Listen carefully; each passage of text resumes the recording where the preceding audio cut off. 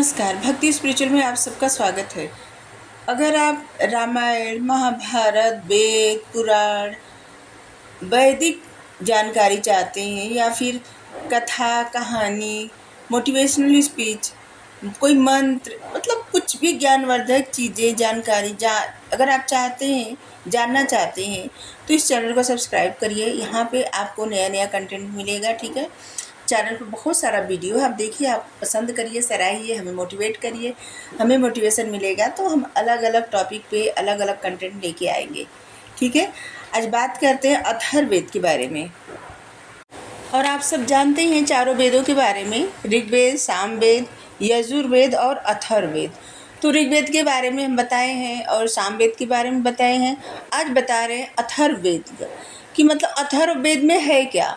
बहुत सारे रीति रिवाज, बहुत सारी बातें, मंत्र और भी चीज़ें जो हम लोग फॉलो करते हैं आज भी, वो कहाँ से आया, उसकी उत्पत्ति कहाँ से हुई। और ये बस ऐसा नहीं है कि ये वेद हजारों वर्ष के तपस्या, ज्ञान, ये सब है हजारों वर्ष का, एक दो दिन का नहीं है।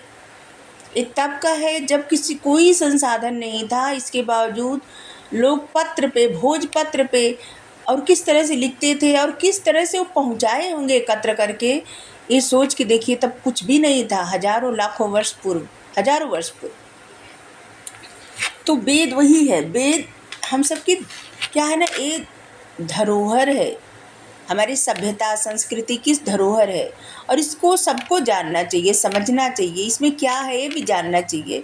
तो हमारा एक छोटा सा प्रयास है आप तक पहुंचाने के लिए, आप सब तक, कि जिससे आप अपने बच्चों को भी बताएं, क्योंकि उनको भी तो जानना है कि हमारी सभ्यता संस्कृति क्या थी, कहाँ से आई, कब थी। सबके लिए बहुत ज़्यादा ज़रूरी है। अगर वो पढ़ाई कर रहे हैं तब भी उनके लिए बहुत ज़रूरी है, क्योंकि बहुत सारे प्रश्न भी आते हैं इसमें से। तो चलिए देखते हैं। अथर्ववेद उसको कहा जाता है जो अथर्व ऋषि का ज्ञान है, अथर्व ऋषि के ज्ञान पर आधारित है और वही अथर्ववेद उसका नाम पड़ा, जिसको अथर्ववेद का पूरा, अथर्व ऋषि का पूरा ज्ञान उसी में सम्मिलित है, अथर्ववेद। और पहले देखने वाले भी इसे अथर्व ऋषि ही थे। दूसरे जो देखे थे ऋषि, उनका नाम था अंगिरस ऋषि, और इसीलिए इसका एक नाम अथर्वांगिरस वेद भी कहलाता है, ठीक है, या कहते हैं। और अथर्व ना एक प्रकार के पुरोहितों का भी नाम है, जो कि विशेष रूप से अग्नि प्रज्वालक या फिर अग्नि का आवाहन करते हैं। ये वैदिक पुरोहित होते हैं जो अग्नि का आवाहन करते हैं अपने मंत्रों के द्वारा। जब ये मंत्र पढ़ते हैं तो अग्नि अपने आप प्रज्वलित हो जाती है। जिस तरह से अभी सुने होंगे कि अयोध्या में जो हवन करने के लिए अग्नि प्रज्वलित की गई थी, ये वैदिक मंत्र के द्वारा ही प्रज्वलित की गई थी जब राम मंदिर का उद्घाटन हुआ था तब।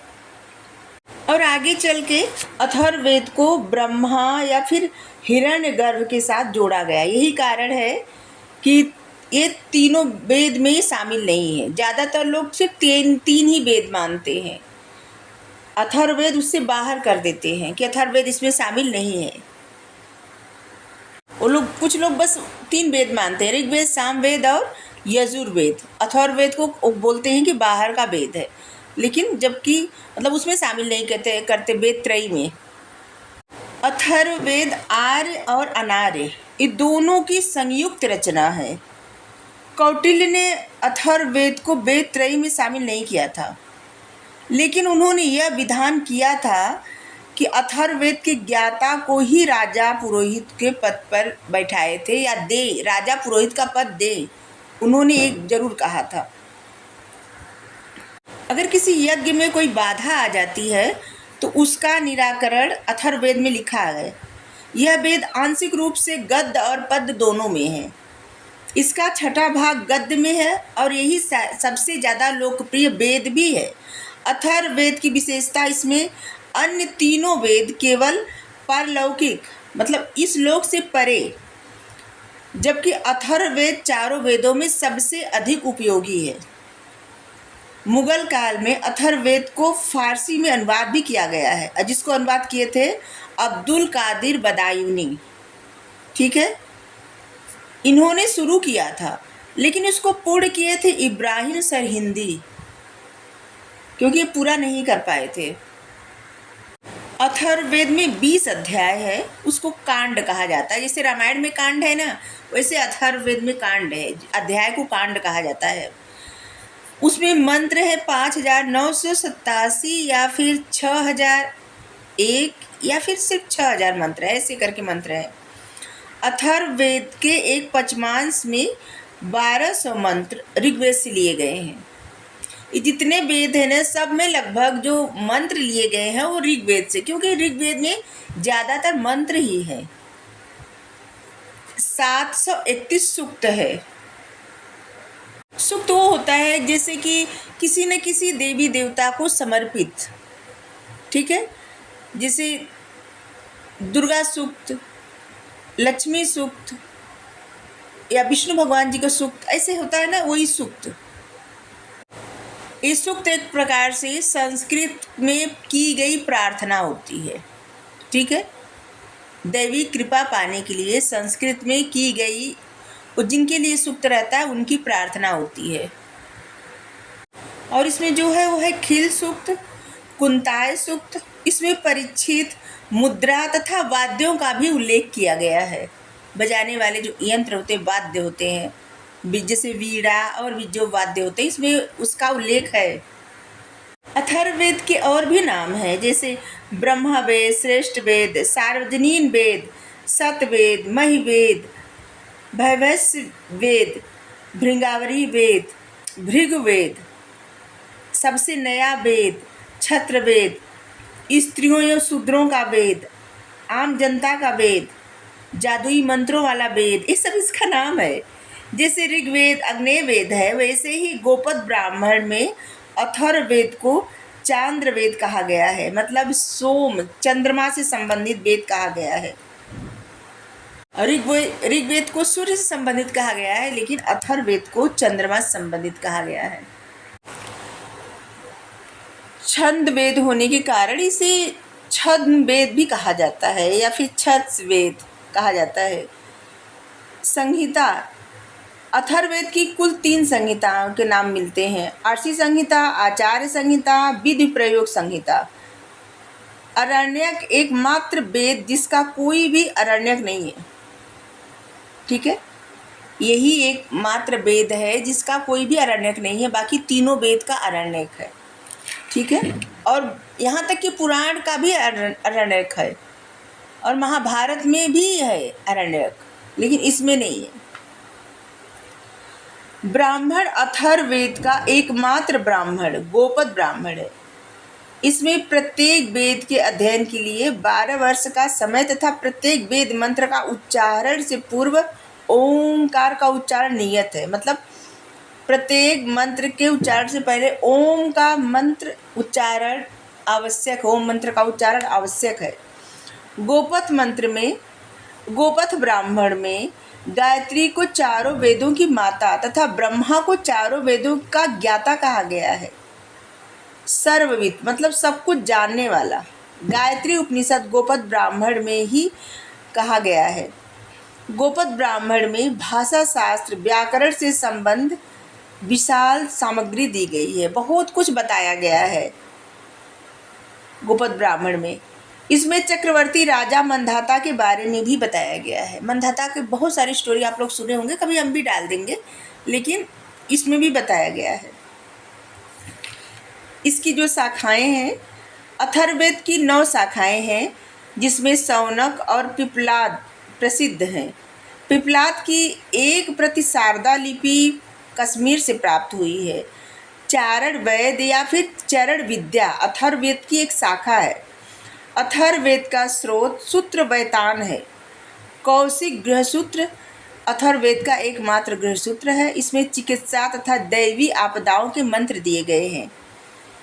इसका उपवेद है, उसका नाम है गोपद ब्राह्मण।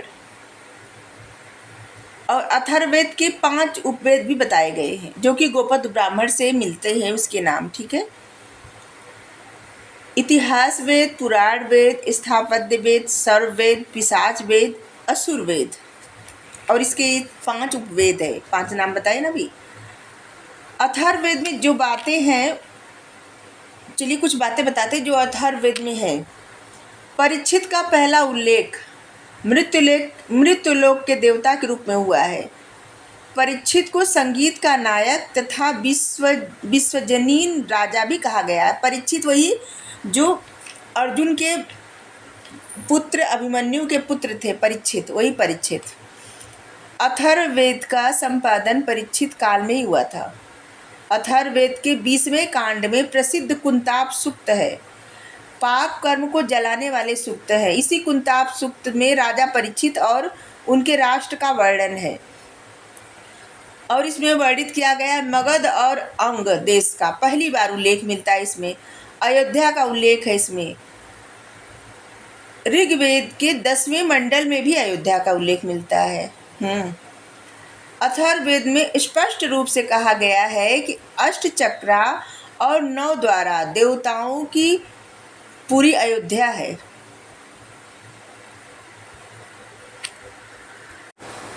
अथर्ववेद में मगध के लोगों को ब्रात्य कहा जाता था। वर्णावती, बनारस या वाराणसी को वर्णावती कहा जाता था। अथर्ववेद में वाराणसी, वर्णावती।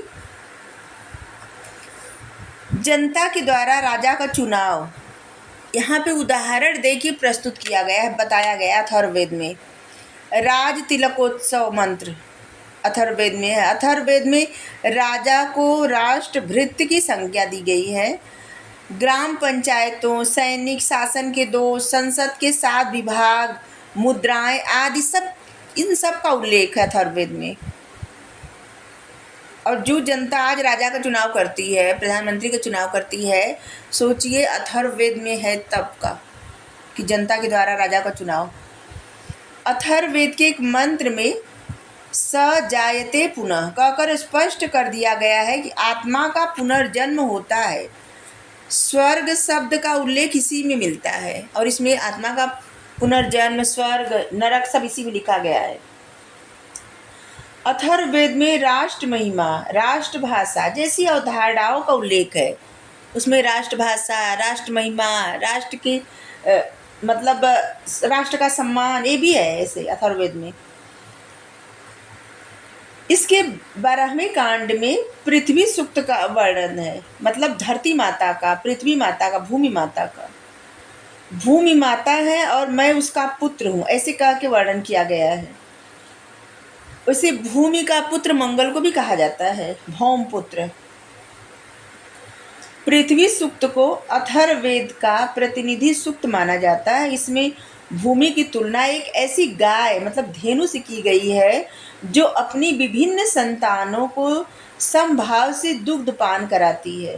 देशभक्ति, देश प्रेम, मातृभूमि के लिए बलिदान जैसी बातें इसमें मिलती हैं। इसमें भूमि को विश्वम्भरा और विश्ववारा कहा गया है।